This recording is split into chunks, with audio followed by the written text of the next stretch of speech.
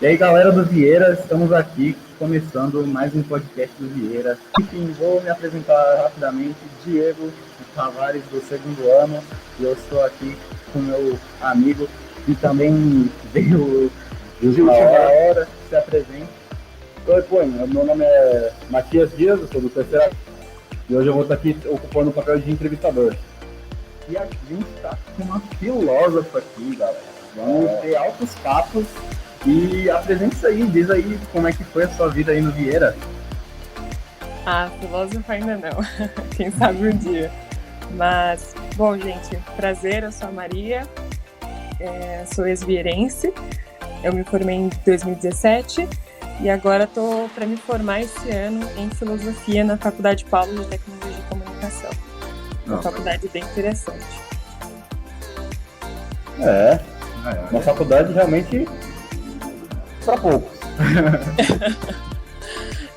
Geralmente não é o que a gente pensa no início, né? Quando a gente está no terceiro ano do ensino médio, a gente quer as mais tops, né? Mas no fundo, depois a gente vai ver que o que manda mesmo é o corpo docente, os professores, a qualidade da faculdade, como ela trata os alunos. Uhum. E assim, como é que surgiu essa decisão, assim, do nada de ir para filosofia? Porque é um campo, assim, que muita gente até foge, porque, né, é meio complexo. Como é que surgiu esse desejo, assim? Isso é tudo culpa de um dos professores aí do Vieira, chama Ademilton. Ademilton? Olha. Isso. Na época ele se intitulava como Caos. É incrível, né? Ele tem um método socrático bem bacana, loucaço. E aí eu ficava super intrigada com aquela aula. Eu falava, gente, que cara maluco, não é possível. E ele questionava a gente, ele colocava a gente contra a parede. E eu sempre gostei bastante de estudar, sempre quis ser professora, mas não sabia do que, né? Antes era história, porque geralmente o pessoal gosta de... Quem é de humanas gosta geralmente de história, né? Sim. E aí, quando eu vi o Caos, eu falei, nossa, isso daí é muito mais a minha praia do que história. E aí eu acabei entrando na filosofia. Mas assim, entrei super cega. Nunca tinha lido um livro de filosofia. Entrei lá, foi assim que eu cheguei na faculdade. Muito interessante ver que alguns professores do Vieira que ainda trabalham aqui deram aula para pessoas tão impressionantes quanto você. Obrigada. Sobre a filosofia, o fato de você... Como foi a sua trajetória após você sair do Vieira? Eu fiz o Enem, né? Eu entrei pelo ProUni, sou bolsista 100%. Cheguei lá, né? A gente geralmente fica ali meio confuso com a escolha do curso mesmo, é natural. Aí eu tava entre filosofia e publicidade na época, né? Porque eu falava, eu sou uma pessoa criativa, vou pra publicidade. Só que eu sempre gostei de filosofia por conta do Ademilton, né? Até porque eu odiava filosofia no primeiro ano do ensino médio. E aí eu saí, fiz o Enem, eu consegui passar com bolsa e entrei na faculdade, assim. No início é bem estranho, né? Porque a gente acha que a faculdade é uma coisa bem fora do normal, mas a gente se acostuma. Mas aí eu entrei na filosofia em 2018, assim que eu saí do ensino médio. Bacana, entrou cedo. Entrei. Eu dei a sorte de entrar seguido. Sim. A gente tá vendo aqui, no nosso panfleto não, né? No nosso esquema, você fez estágio no Vieira, né? Você poderia explicar como foi a experiência de você estar sentado na cadeira e na outra vez você está aqui dando aula como uma professora?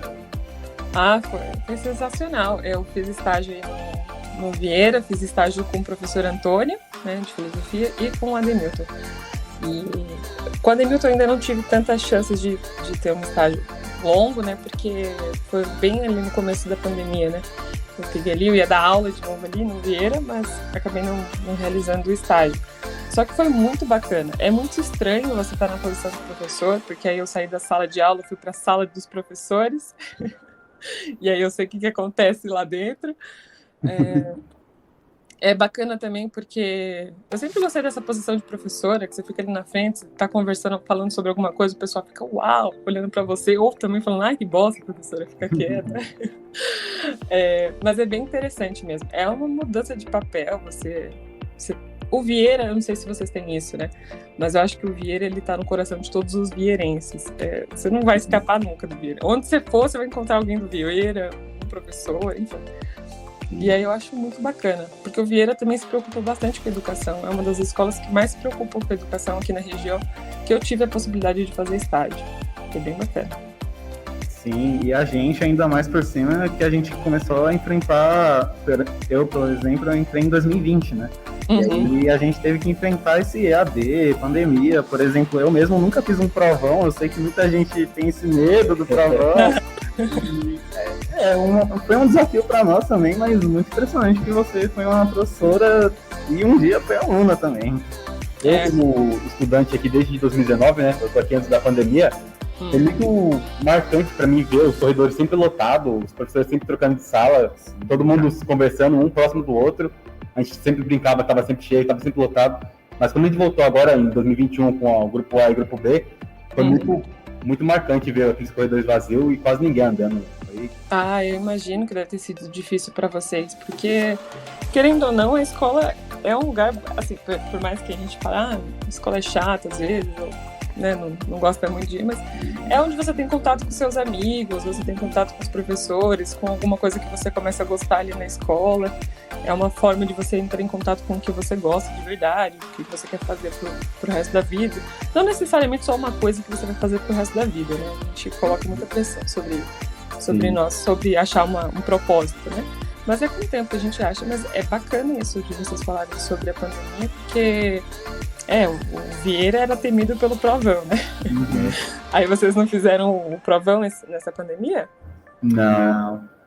Ficou sem fazer o provão nesses 2 anos que teve, em 2020 e 2021. Foi só o trabalho que valia 5 pontos, às vezes valia 3, por aí. Mas e como vocês encararam isso? De não ir para a escola, não ter mais contato, ou ficar pelo menos um tempão sem contato com os colegas? Cara, foi um desafio, assim, porque para mim sempre teve essa coisa do ensino médio, de você trocar de escola, você ir para uma escola que não tem literalmente nenhuma amizade, assim, você tem que recomeçar, assim. Foi um grande viravolta, assim, e ter que se virar para aprender pelo computador, obviamente foi... Não vou dizer que foi tão horrível, pelo menos para mim, mas, né... teve que se virar, e agora que tá voltando, tá sendo bem... Tá sendo bom pra mim, porque eu tô começando a realmente criar o social, infelizmente, né, só no 2º ano, mas tá sendo um desafio bom de encarar, né. E você que fez aí faculdade, tá fazendo faculdade, aliás, essa parte da filosofia, como é que ela é tratada? Ela é muito parecida com o que dá no ensino médio? Como é que são as matérias? Então, é um pouco diferente, porque vai depender, né? Sempre, como a gente vai conhecer a matéria, vai depender muito do professor, né? Mas, por exemplo, no ensino médio, a gente recebe, a gente fala dos nossos professores, né? Recebemos uma cartilha do que vocês têm que aprender ali, o que a gente tem que passar, quais são as competências que vocês têm que aprender, geralmente pensando também nos vestibulares que vocês têm que fazer, geralmente as pessoas querem fazer vestibular, né? E aí vocês aprendem ali, é a mesma coisa, assim, no fundo é a mesma coisa. Na faculdade a gente também aprende sobre uma linha histórica, né? Então a gente vai filosofia antiga, filosofia medieval, filosofia moderna, filosofia contemporânea. E disso também a gente aprende algumas áreas específicas da filosofia. Por exemplo, filosofia política, filosofia da ciência, filosofia da religião. E a gente vai aprendendo várias coisas bem diferentes, assim, que no ensino médio não aparece como as filosofias específicas, né? Por exemplo, não tem filosofia política, mas vocês verem política na filosofia também no ensino médio é de uma forma mais breve do que na graduação, mas a graduação também não se aprofunda 100%, né? Porque são 2000 anos de filosofia, não tem como a gente ler todos os filósofos. Imagino o desafio de preparar uma aula também, para uma aula que os alunos também tenham esse interesse e consigam desenvolver o conteúdo, e principalmente em temas que na sociedade é muito importante, por exemplo, a própria política. Você tem que realmente saber tratar disso. E, cara, eu acho muito impressionante a história da filosofia, principalmente a filosofia antiga lá, todo Platão, Sócrates, toda essa palavra grega aí. Mas é muito bom, cara. Uma curiosidade de mim aqui. Durante os 3 anos do ensino médio, a gente sempre escuta esses nomes de Platão, Sócrates, é o que a gente aprende. Na faculdade, vocês também escutam muito esses nomes? Sim, com certeza. Eu mesmo Time Platão de carteirinha. E é isso que eu falei para vocês, a gente aprende também sobre a linha, né? Filosofia antiga a gente vai ver os pré-socráticos, a gente vai ver Platão, depois o Sócrates, né? Sócrates e Platão ali no mesmo tempo, não são as mesmas pessoas, não é a mesma pessoa, né? Também não são pai e filha, mas a gente aprende em conjunto, né? Porque o Sócrates o Platão vai ter influência do Sócrates, e a gente aprende basicamente como o ensino médio, só que a gente acaba se aprofundando mais porque a gente quer saber o raciocínio lógico do filósofo quando ele faz uma obra. Então, quando o Platão fala sobre, por exemplo, o amor, eu vou pegar todo o argumento, lendo o livro, vou pegar todo o argumento sobre o amor de Platão e ver se aquilo ali está legitimado, né? Eu consigo fundamentar racionalmente aquilo ali que o Platão está falando. E aí, essa é a sacada da filosofia, que não é só uma brisa, né? Não é só se perguntar. A filosofia, ela tem um método rigoroso que os filósofos fazem, não é todo mundo que vai fazer, né? Só um filósofo faz, que é, quando eu quero falar sobre um assunto, eu quero falar sobre o amor, eu vou fundamentar uma teoria, mas eu tenho que mostrar os argumentos lógicos disso. Então, se eu falo que o amor é o contrário do ódio, eu tenho que fundamentar do início ao fim que o amor é o contrário do ódio. Só que isso não é tão fácil, né? Porque você tem que trazer todos os argumentos lógicos, você tem que trazer constatação, né? Enfim. E é basicamente isso. E do que você falou que eu achei interessante, eu acho que esse é o problema, né? Nós que estamos fazendo graduação, a gente acaba se inserindo tanto nesse mundo acadêmico, né? De ter que descobrir os argumentos lógicos, saber sobre a teoria dos filósofos, e a gente acaba ficando um pouco inacessível a vocês, alunos do ensino médio.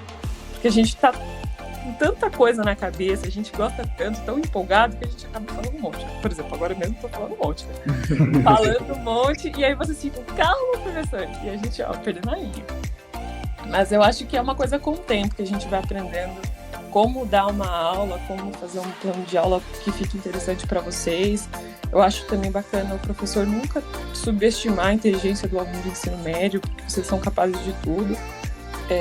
Eu acho que a geração de vocês, pode parecer besta, né? Eu sou nova, mas há uma diferença de geração, mas a geração de vocês que estão entrando agora no ensino médio, segundo ano, terceiro ano do ensino médio, vocês têm acesso a muita coisa, né? Então a gente fica sempre muito perdido, porque vocês gostam de coisas rápidas. O TikTok, o sucesso do TikTok, do Instagram, é uma coisa que muda também, né? O professor que quer, sei lá, fazer filosofia no Instagram, como eu estou fazendo agora, tem que ser ágil, rápido, passar informação de forma prática, fácil, e tem que estar interessante para vocês também, né? Sim, ainda mais hoje em dia que, a gente tem tantos métodos de dar aulas diferentes, principalmente com a EAD, meio que multiplica os métodos de ensinar e, envolver os alunos numa prática que, beleza, obviamente tem essa parte teórica de conceitos bem explicadinhos, bem complexos, aquelas palavras estranhas gregas, mas, acho que, principalmente, esse é o bom do EAD, que, ele pode melhorar o método para envolver todos os alunos, porque, obviamente, não são todos os alunos que vão aprender da mesma forma, às vezes alguém vai aprender mais na prática, desenvolver suas artes, outros até mesmo mais, na área de exatas, porque filosofia, acredito que envolva bastante exatas também. Sim, o meu TCC, inclusive, eu falo um pouquinho sobre filosofia da matemática. Uhum. Aqui nas aulas de matemática é só as palavras gregas e é complicado. Tá começando a ficar mais letras do que números, então é complicado. Complica. Você estava falando sobre o grande evento que teve do TikTok, o boom que teve dos ensinamentos rápidos. Eu venho notando que, de uma geração para cá, os jovens alunos vêm se interessando mais por uma coisa mais rápida e muito mais prática, de 30 segundos, do que um professor que você não vai muito com a cara dele e 45 minutos ensinando. Uhum. Como você vê esse avanço tecnológico misturado com a escola? Eu acho bom, eu não vou falar que é ruim, não, porque o acesso à tecnologia é incrível. Eu participo de várias competições tecnológicas que eu tenho que participar como ideação, né? Então eu crio soluções, né? Eu não faço nada, né? Eu não sou desenvolvedora, não sou designer, até que eu me arrisco, mas eu participo de competições tecnológicas e eu gosto disso. Eu acho que a tecnologia ela pode mudar muita coisa na sociedade. E ela pode facilitar muito a vida das pessoas. Principalmente para nós, que eu digo por mim mesma, né, que é periférica, eu acho que a tecnologia pode ajudar muito a gente. Agora, essa ideia da rapidez é difícil, porque tem coisas que não podem ser rápidas. E as pessoas têm que entender que cada coisa tem a sua natureza. Por exemplo, eu não posso explicar a filosofia inteira em 30 segundos, porque isso nem o cara mais incrível da filosofia fez. Sim. É uma prepotência enorme falar que em 30 segundos eu vou falar sobre a filosofia e vocês vão entender. É lógico, o professor tem que se adequar com a tecnologia, tem que se adequar com os alunos. Então, assim, é uma turma, por exemplo, a gente discute muito isso na faculdade. É uma turma que eu estou dando aula. Todo mundo é periférico, nenhuma pessoa ali tem acesso a saneamento básico. Não. É lógico que se eu trazer um conceito sobre, sei lá, justiça em Platão, às vezes ele não vai se interessar, sabe? O aluno não vai se interessar, porque ele tem outras coisas para se preocupar. O aluno que precisa trabalhar para ajudar a família tem outra coisa para se preocupar, em vez de, sei lá, o conceito de política em Hobbes. Agora, quando eu, professora, percebo que eu tenho como trazer a filosofia para a vida desse aluno, mostrando que a filosofia não é uma coisa à parte do cotidiano, aí ele vai entender que a reflexão filosófica pode ajudar ele na vida. Porque, por exemplo, quando eu entrei na filosofia, eu percebi que aquilo fazia parte do meu propósito, né? É isso que eu nasci para fazer, é isso que eu amo. E eu percebi que muito da filosofia me fez amadurecer para a vida e me fez também perceber que tem coisas que você tem que ser esperta, senão você também morre na praia, sabe? Então a filosofia tá ligada com a vida, só que a gente acaba, como professor, esquecendo esse lado, né, de mostrar, porque a gente já é apaixonado pela matéria, vocês têm noção, sabe? Então a gente tem que mostrar para vocês que é interessante, vocês vão gostar, nem todo mundo vai se apaixonar, nem todo mundo vai gostar, mas tem que deixar mais gostoso, né? É que filosofia é uma matéria realmente diferente das outras, porque normalmente matemática, português você ensina, filosofia não, você entrega o dom para a pessoa, para ela também filosofar, para ela também conseguir ter o próprio raciocínio, questionar as coisas, então realmente tem que explicar de uma forma diferente. Exato. Por exemplo, a matemática ela tem um princípio teórico também, né? Mas geralmente vocês só fazem a prática de pegar uma fórmula e resolver ela, porque o professor explicou passo a passo como faz. E a matemática também é incrível, assim como a filosofia também, só que são métodos diferentes. A gente não pode querer aplicar o mesmo método da matemática na filosofia ou da filosofia na matemática, né? A filosofia ela faz com que a própria pessoa reflita, porque se eu refletir por você, já não é mais filosofia, né? É uma imposição que eu faço a vocês.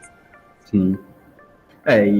Tá aí o grande papel do professor, que é dar esse interesse que o próprio professor tem quando ele está estudando, enfim, se graduando e sempre procurando sobre, porque obviamente o professor nunca vai deixar de procurar sobre os assuntos, mas tá aí o grande papel dele, que é despertar esse interesse num aluno que pode se tornar aí uma da Maria da vida, que fez um projeto aí na NASA. Como é que foi aí? Explica pra gente.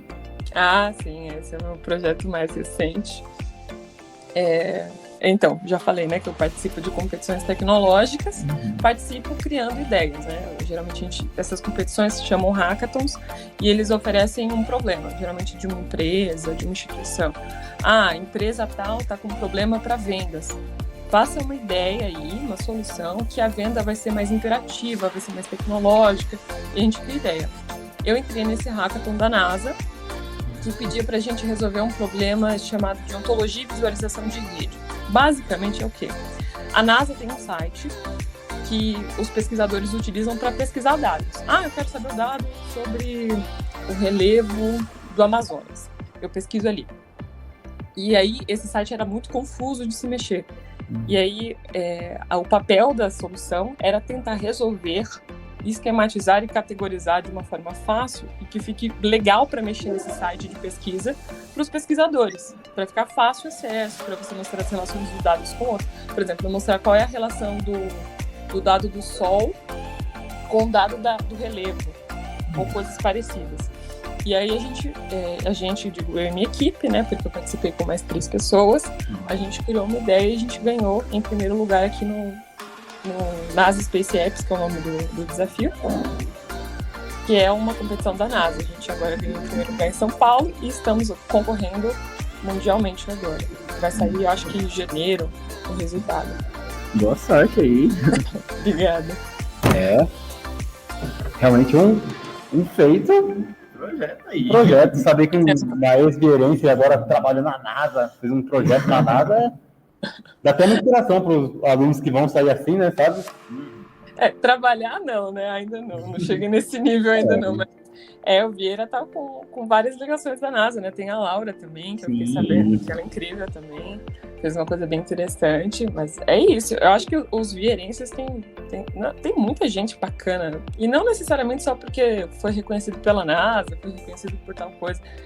Eu acho que o Vieira é um grande potencial cultural, científico, bem legal. Sim. Eu queria saber como foi que vocês montaram a equipe para fazer esse evento. Pegaram pessoas específicas, com talentos específicos, ou foi uma roda de amigos? Não, então, na equipe são 4 pessoas. Eu entrei com uma amiga minha, que é da faculdade, porque minha faculdade é de comunicação e tecnologia. Tem filosofia, porque é um propósito lá da faculdade, né? Só que tem comunicação, ela é de relações públicas, e a gente geralmente fazia esses eventos hackathons para ganhar dinheiro. Você vê como que é o periférico, né? Se mete em qualquer lugar para ganhar dinheiro. E aí a gente descobriu esse e entramos lá. Aí eles, geralmente nesses eventos, eles disponibilizam um chat para você conversar com outras pessoas e formar equipe. Aí os outros 2 meninos, né, que ajudaram a gente, que são os 2 desenvolvedores, eles estavam nesse chat que a gente achou por acaso. Assim, também é na sorte, né? Às vezes a gente chama uma pessoa, ela fura com a gente, não faz, é loucura. Pode falar. Fazendo um paralelo aí rápido, pelo menos a minha área ali, que é mais voltada para tecnologia, às vezes jogos, mais assim voltada para design, que é o meu interesse.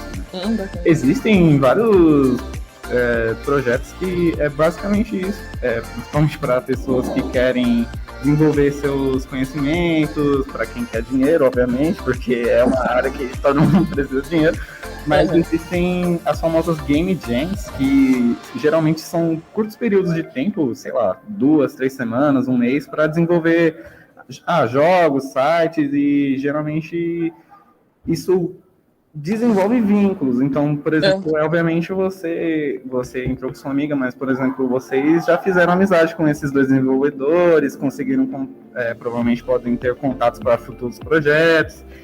E eu acho que isso é muito importante, ainda mais quando é usada para boas causas. Por exemplo, nas próprias Game Jams você pode desenvolver vários temas com jogos que não tem grande financeiro por trás, então jogos feitos literalmente no PC de casa, assim, e às vezes podem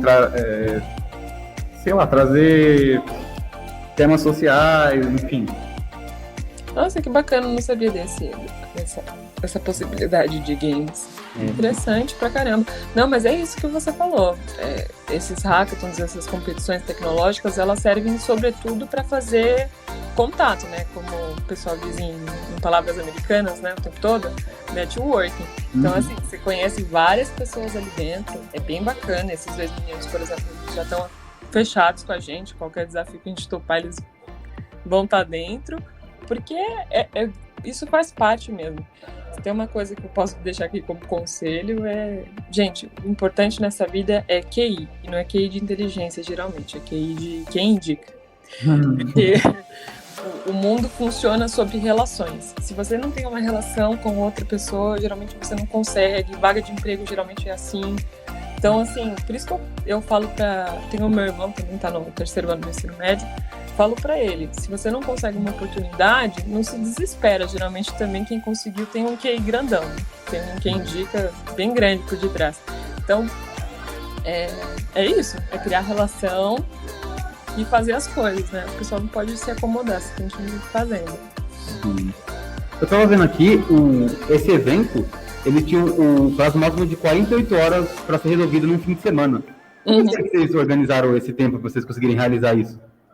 Então, esses hackathons geralmente são a curto prazo, né? Porque você tem que você tem que solucionar rápido, você tem que mostrar. É porque geralmente eles eram presenciais, né? Agora que tá em pandemia, eles estão sendo virtuais. Geralmente você fica lá, vira à noite, deve ser uma loucura. Eu, infelizmente, não tive a oportunidade de fazer presencialmente ainda, só os virtuais. Mas geralmente é 48 horas. E assim, eles lançam um desafio, geralmente no mesmo dia que abre o evento, né? Ou um dia antes, pra gente já tá pensando um pouquinho. Mas geralmente é na correria mesmo, assim.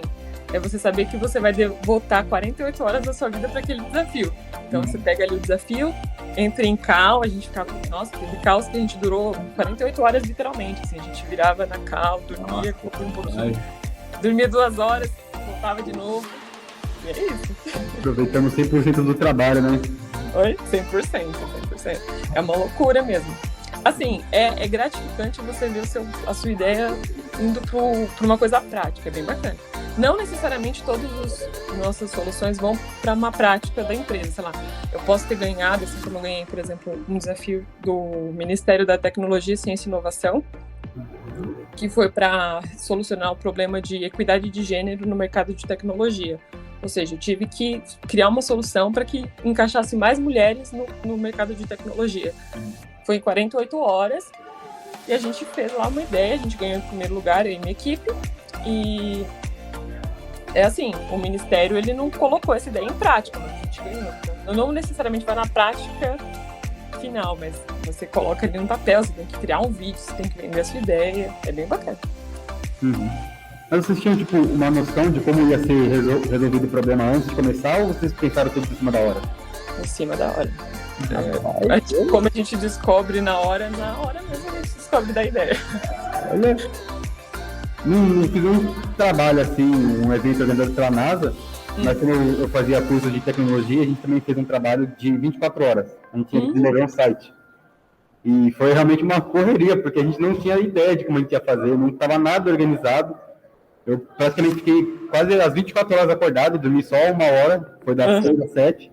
Levantei de novo já todo capingando com café e vamos que vamos. Mas é isso mesmo. Hackathon é sinônimo de café aqui do lado. Você acordar, ou café ou energético, né? Você acordar o dia inteiro. Mas é desse jeito. Então, e nessa aí do ensino médio, que está mudando, a gente está vendo grande mudança no novo ensino médio, nova grade curricular, mais horas nas escolas, enfim. Você acha que essa mudança aí, como que a filosofia ela pode entrar nisso para surgir cada vez mais alunos que participam de projetos enormes, como desenvolver sites, desenvolver projetos que tragam mais inclusão, como o seu projeto aí da MCTI? Como é que você acha que, sei lá, ou a filosofia, ou, sei lá, uma ação do Estado pode fazer para trazer cada vez mais o jovem a participar ativamente? Essa perguntas boas nunca tem respostas. Sabe, mas... eu acho que a filosofia tem muita coisa a oferecer. O problema, eu sempre vou colocar o problema na pessoa que faz, né? Por exemplo, no meu caso, o responsável por mostrar para o aluno ou ajudar o aluno a desenvolver essas coisas, essas habilidades, a melhorar o ensino médio, a melhorar a educação no Brasil, sempre vai ser um papel tanto do professor quanto do aluno. Eu acho muito difícil uma ação do Estado querer melhorar, porque no final das contas, e aqui eu nem quero fazer apologia a qualquer coisa que eu acredite, mas assim, a educação ela é feita na prática, no diálogo entre um professor e um aluno, por exemplo. Então, eu acredito que a filosofia pode ajudar no ensino médio, tem as novas matérias, por exemplo, se eu não me... É porque agora eu tô meio fora, eu dou aula particular, mas tem projeto de vida, né? Se não me engano.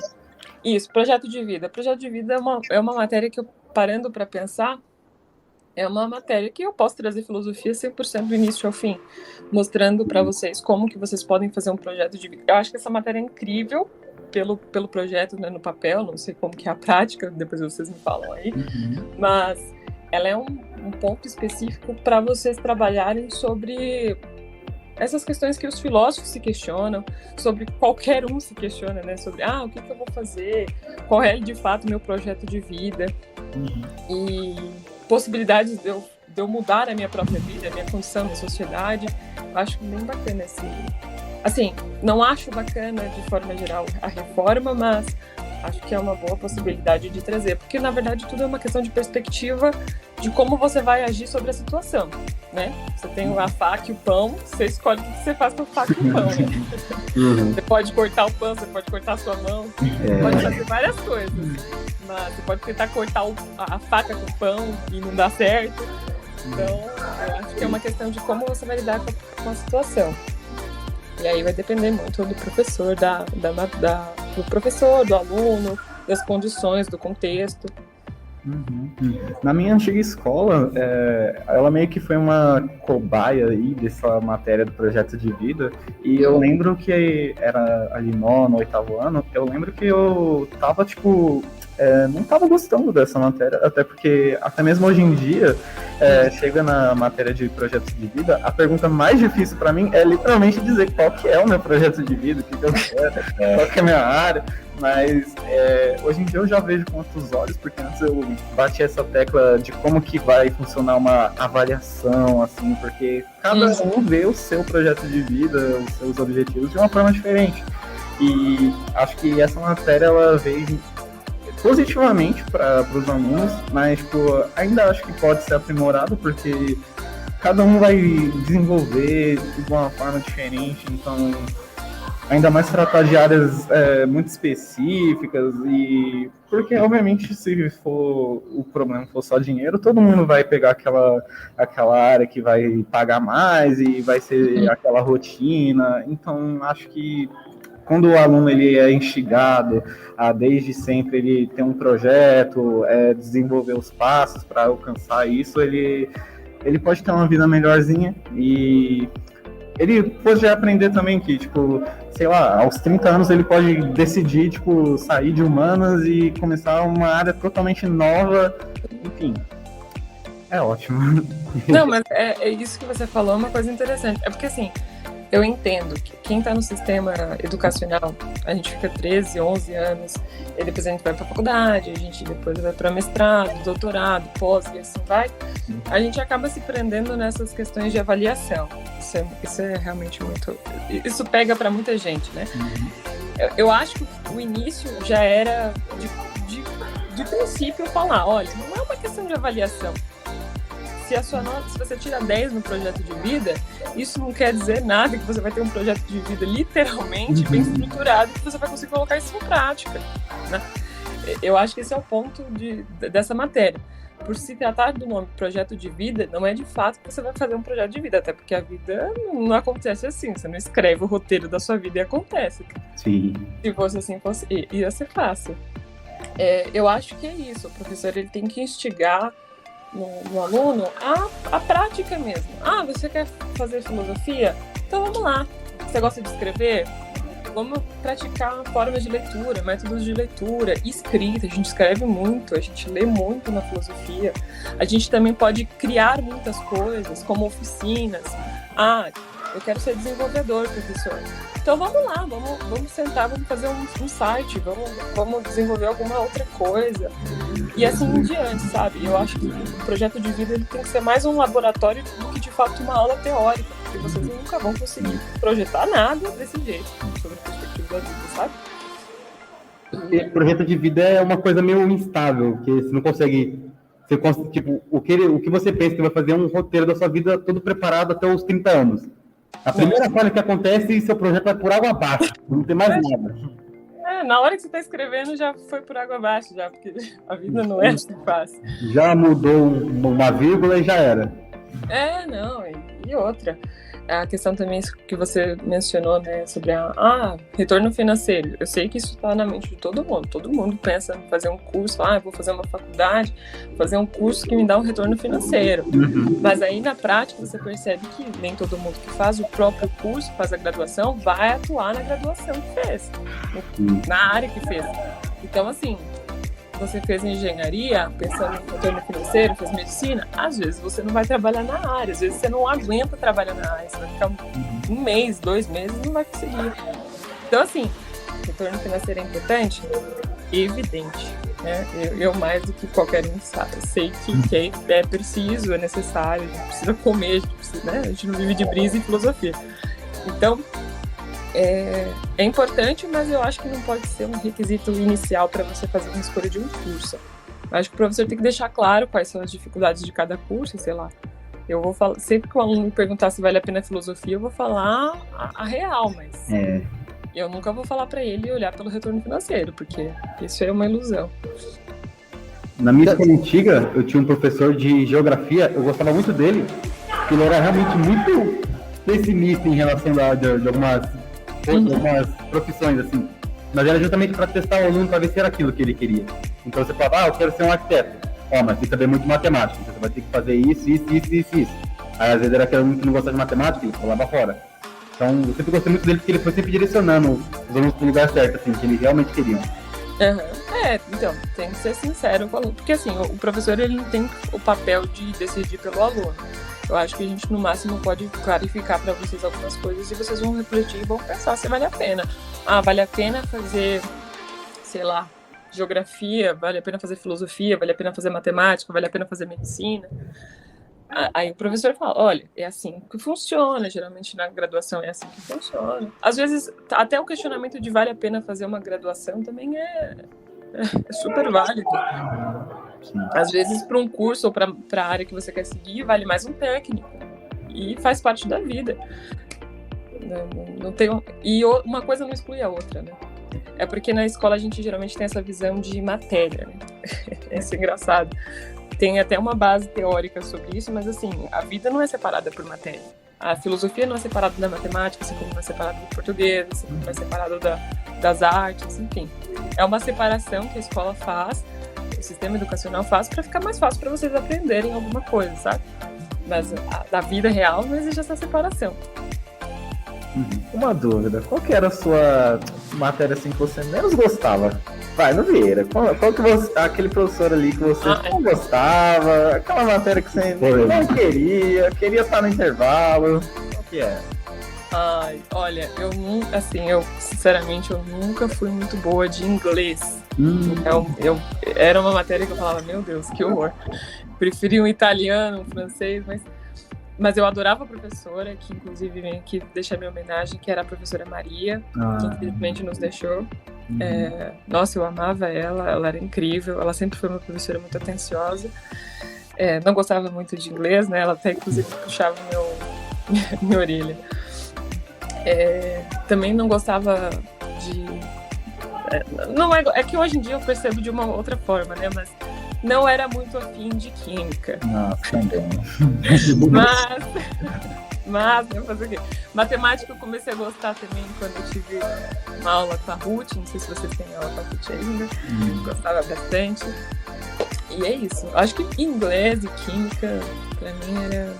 Física também, mas hoje, agora na faculdade, eu já gosto bastante de física. A parte mais de... Era pra ser de números, mas tem um pouquinho de letra a mais, né? Com todo esse engajamento que você teve, você acredita que a filosofia te ajudou em algum momento de alguma trajetória da sua vida? Não, com certeza. 100%. Primeiro que quando eu comecei a fazer filosofia, eu comecei a perceber a importância da vida de uma forma geral, do que eu tenho que fazer, porque viver, sei lá, hoje em dia eu vejo muito isso, né? As pessoas vivem por marca, né? Andam estampadas pela marca, consumo, e no final das contas isso não vale de nada. No final das contas, quando você se questiona sobre a vida feliz, não importa se... É lógico, de novo volto a falar, né? O dinheiro é importante para você ter uma vida estável, uma vida segura, confortável, mas viver sobre o luxo e o consumo, eu acho que é uma idiotice, assim como viver sobre futilidades também é uma besteira. Coisas que Agostinho fala, né? Agostinho é um filósofo. Viver a vida com base nas coisas que você pode facilmente perder é uma futilidade muito grande, te traz uma infelicidade, porque a todo momento você vive no perigo de perder as coisas, né? Então, o amor exagerado ao dinheiro um dia pode te ferrar, porque você pode perder o dinheiro. Então, a filosofia me ajudou bastante com isso, me ajudou bastante com o relacionamento com as pessoas, né? De entender até melhor as minhas relações sociais, minhas relações com meus pais, por exemplo. E perceber que todo mundo um dia vai se questionar sobre a felicidade, sobre o que veio fazer aqui na Terra. E que isso é, assim, geralmente impactante quando você vai pensar mesmo sobre isso, mas que é necessário. E que filosofia ou conhecimento de forma geral, ele machuca, ele dói, ele é difícil, mas é recompensador no final. E assim, para filosofia no Brasil, como é que você vê ela atuando? Ela deve evoluir mais para esse âmbito da internet mesmo, porque acho que ela evoluindo para o âmbito da internet, ela pode trazer muitos mais pensadores, pessoas que não passaram, obviamente, pela graduação e tudo mais, mas, assim, a filosofia, assim, para quem quer entrar agora, você acha que vale a pena, ou você acha que, sei lá, não pense nisso, pensa mais no dinheiro mesmo, porque, querendo ou não, acho que você entrar nessa área, você vai ter esse grande empecilho de conseguir uma vaga em algum lugar, porque é bem estranho, eu não sei nem direito, assim, quando você faz filosofia, você vai mais para a parte do direito, vai mais para a parte de ser professor mesmo, como é que vai? Então, assim, possibilidades, tem várias possibilidades na área da filosofia. A gente pode ser pesquisadora, né? Aqui no Brasil é difícil porque a gente não tem, geralmente a iniciativa de pesquisador, né? De pesquisa aqui no Brasil, você depende do governo. Tem se reduzido muito bolsas, né? Então, não tem como você fazer uma pesquisa, porque pesquisa é muito difícil, inclusive a gente passa sempre no TCC, independente da matéria, sobre a dificuldade da pesquisa. Você tem que parar um tempo para ler, para estudar, para ver com certeza se você está entendendo. E é difícil você fazer isso sabendo que você tem que trabalhar, sei lá, 8, 9 horas por dia, você ainda tem que cuidar de casa e conseguir ainda fazer uns bicos para ganhar o dinheiro para complementar a renda. Então, assim, pesquisa você precisa receber uma bolsa, porque a pesquisa de fato é um trabalho árduo para você fazer pesquisa. Então você pode ir para o lado da pesquisa, você pode ser professor, né? Professor do ensino médio, se você faz um mestrado você já pode lecionar em outras faculdades. Pode ser também editor, a gente pode entrar em editoras, a gente pode ser tradutor também, mas isso também a gente tem que fazer outras especializações, né? Em línguas. Mas a gente pode ser revisor técnico, né? Uma pessoa traduz o livro do Platão, do grego para o português, mas às vezes a tradução literal das palavras não vai fazer sentido com o que o Platão quis dizer. Então tem um tradutor técnico, que é um tradutor que vai conhecer filosofia. Então um filósofo pode ser um tradutor técnico. O filósofo também pode trabalhar na política, atuando e ajudando os políticos a escreverem textos, enfim, várias coisas. A gente pode fazer muita coisa, eu inclusive participo desses hackathons fazendo filosofia, né, porque é a parte onde eu tenho a ideação, construo um raciocínio lógico, mas é aquela coisa, né, vai depender muito do fato de eu vou ter que explorar muita coisa para conseguir, rentabilidade na filosofia não é tão grande. Isso é uma realidade. Mas, geralmente, quem faz filosofia não pensa muito no rentável, né? E essa relação, assim, da filosofia e a tecnologia, como que ela funciona para você? Ela funcionou principalmente porque é aquela coisa, eu fui convidada pela minha amiga para participar desses eventos, entrei, né, caí ali naquela competição. Mas depois a gente também tem uma área chamada filosofia da tecnologia, que a gente se questiona sobre a origem, o fundamento da tecnologia, por que o homem cria tecnologias diferentes, por que a gente precisa entender as tecnologias e que o consumo da tecnologia de forma inconsciente ou alienante, ela faz com que aconteça isso que está acontecendo hoje em dia, por exemplo, as fake news. Então a filosofia ela é fundamental para que as pessoas tenham consciência do que elas estão fazendo. Por exemplo, geralmente a gente baixa vários aplicativos e não lê nem os acordos, né? Os termos de condição de uso do aplicativo. depois a gente reclama que a gente perdeu os nossos dados. Isso é uma coisa que a filosofia incentiva você a ver, porque você tem que ser consciente sobre todas as suas ações. Então a gente entra nesses caminhos. A filosofia, como diz o meu professor, é muito prática. O problema é que a gente acaba trazendo ela de uma forma muito teórica. Apesar do teórico ser muito importante. As pessoas acham que o prático é melhor do que o teórico, mas isso não tem nada a ver. São de coisas diferentes, naturezas diferentes, mas é importante mesclar uma coisa na outra, né? A filosofia é na prática, assim como é na teoria. Eu tenho uma pergunta aqui sobre os desafios que você fez. Qualquer pessoa pode participar? Tem que ter uma idade mínima ou tem que ser uma especificação? Depende muito. Geralmente, alguns que eu participo são para universitários, então você tem que estar, né, graduando. Certo. Tem outros que você pode entrar. Eu já entrei numa equipe com uma menina de 16 anos, que era desenvolvedora, eu achei incrível. Ela ajudou a gente no desenvolvimento, ajudou outro desenvolvedor lá, porque geralmente a gente chama sempre 2, né? Porque um só desenvolvendo é muito pouco. Aí a gente chama 2, né? Porque o espaço é pequeno, né? 48 horas para criar um site bacana é puxado. Aí a gente chama isso, mas tem alguns desafios que são para menores de idade, tem outros que são para maiores, tem desafios interessantes que são para alunos do ensino médio, por exemplo. A Samsung tem uma iniciativa muito bacana chamada Respostas para o Amanhã. É tecnológica e científica, onde o professor, junto com os alunos, podem criar projetos científicos de diversos temas. Lá eles vão colocar o tema lá que você tem que criar uma solução. E aí a escola concorre a prêmios, os alunos ganham prêmio. Sempre tem uma premiação nessas competições. É bem interessante. Então, os alunos do Vieira podem acabar se inspirando e até alguns entrando também nisso, ganhando também. E outra, tem, assim, geralmente é aquela coisa, né? O rentável chama atenção, a gente pode chamar esse pessoal, você quer ganhar um dinheirinho extra? Mas você ajuda também a sociedade de uma certa forma, porque você começa a criar.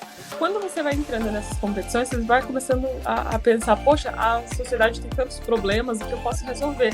Essa iniciativa da Samsung, por exemplo, ela teve uma premiação de uma professora e seus alunos, que eles viviam numa região que não tinha saneamento básico. E aí uma das alunas passou mal, tava no hospital já há uma semana, que ela não ia para a escola, porque ela estava tomando água suja, né? Ela passou mal, enfim, alguma complicação lá que eu não sei bem direito. E aí essa professora falou assim, como que a gente pode resolver esse problema de filtração de água no bairro, né? Já que a gente não tem saneamento básico. Os alunos descobriram uma forma de filtrar a água com uma semente lá local e ganharam a premiação, porque é genial.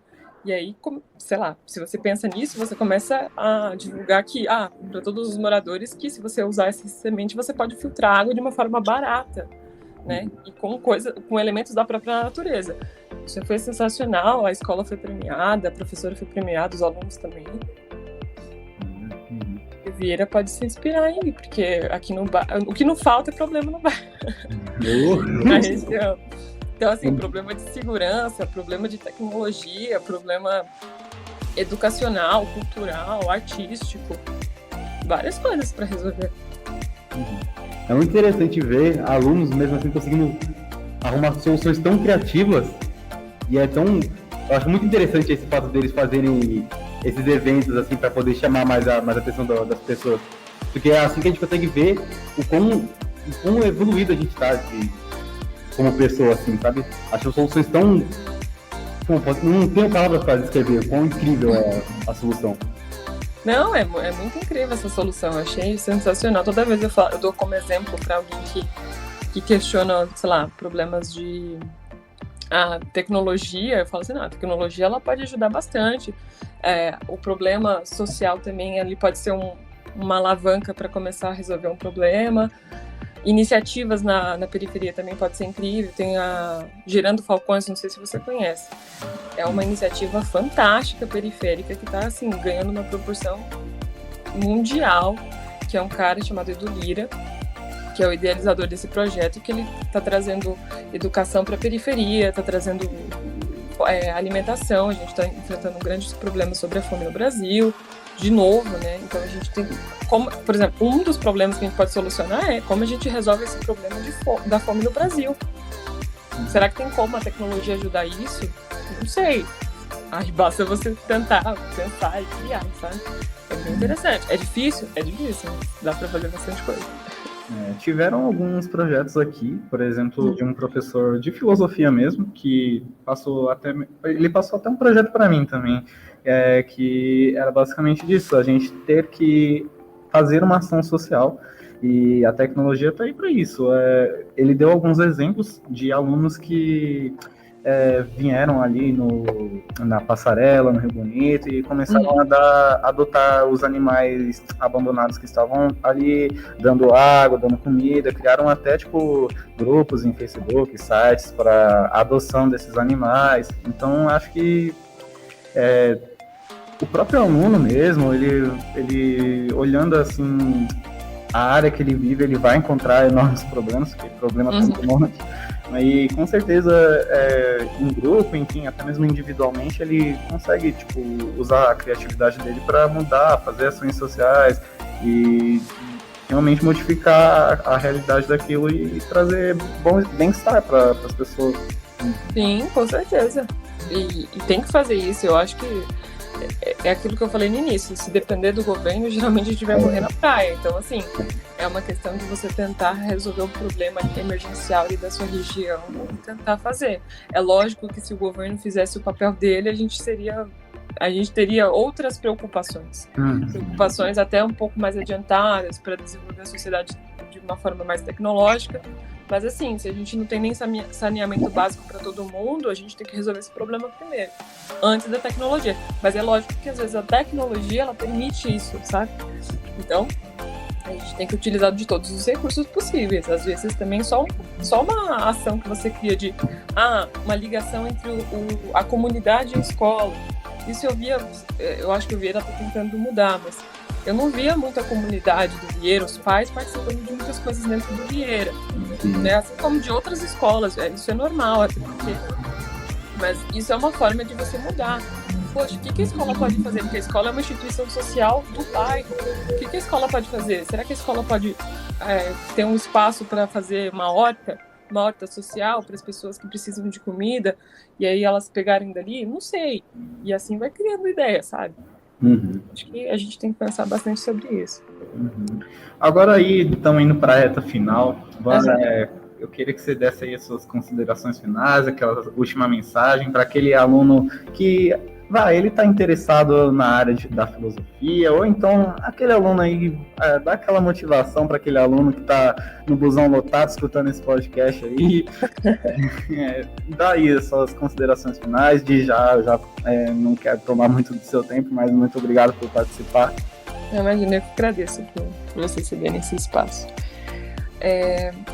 Eu acredito que eu daria como conselho primeiro eu ia falar sobre as dificuldades, né? A filosofia é realmente difícil quando você pensa que você tem que ajudar seus pais em casa, com dinheiro, que você quer ter uma independência financeira rápida. É difícil, claro que é difícil, assim como vai ser para todas as áreas, independente se ela promete para você ou não uma rentabilidade fácil, porque se você não faz uma coisa que você ama, que você gosta de fazer, não digo nem a coisa da sua vida, porque a gente muda conforme o tempo, né? Tem pessoas na sala de filosofia que têm 50 anos, 40 anos, que estão se descobrindo agora na filosofia e que amam o que estão fazendo agora e que mudaram de área várias vezes durante a vida, mas que perceberam que se você vai pela rentabilidade, a chance de você se frustrar como pessoa é muito grande, porque no fundo, quando você vai deitar na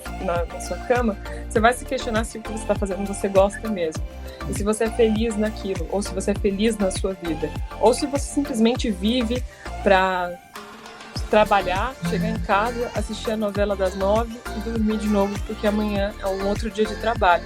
A filosofia, ela é para todo mundo. Ela não é difícil, ela parece ser difícil, mas eu acho que isso é um problema de como ela é passada. Ela pode ser passada de forma inovadora, ela é uma coisa, para mim, fundamental para todo mundo. Eu acho que todo mundo poderia fazer um pouquinho do curso de filosofia, porque ele ajuda a gente a lidar com a vida de uma forma interessante. Cada um vai ter uma forma de lidar, porque tem várias formas da filosofia, tem a forma socrática, tem a forma cínica, que isso vai mudar, né? Isso daí basta uma aula para explicar o que é isso, mas eu acho que vale muito a pena o aluno que quer fazer filosofia seguir. É um caminho difícil, é rigoroso, não é essa brisa louca, apesar de ter às vezes, né? Mas não é essa brisa louca, é simplesmente uma matéria bem interessante para conhecer você, conhecer a realidade que você vive e obter respostas aí, ou possíveis perguntas, né? Geralmente mais perguntas do que respostas. Mas a vida é isso mesmo, né? Nem para toda pergunta você tem uma resposta. Uhum. E deixo aqui um conselho aqui, quem quiser filosofia, né? Eu tô criando conteúdo no Instagram agora, no @mariabaderna_. Então, vídeos rápidos. internautas dos Vieiras que gostam de vídeos rápidos, que tem Instagram, sigam ela lá. Não vou lembrar o nome, mas tá na gravação, você coloca na edição. Claro. Então, vai estar aparecendo aí para vocês o nome na edição. A gente vai encerrando aqui mais um episódio do podcast do Vieira. E tenham uma ótima tarde, uma ótima tarde, uma ótima manhã, uma ótima noite. Para quem está vendo dentro da sala de aula, para quem está vendo o busão lotado, em casa, descansando. Obrigado por participar, Maria. Boa sorte aí nos seus projetos. E é isso. Obrigada. Boa sorte para vocês aí também, que estão na reta final, né? Ou estão no segundo, terceiro, enfim, boa sorte aí para vocês.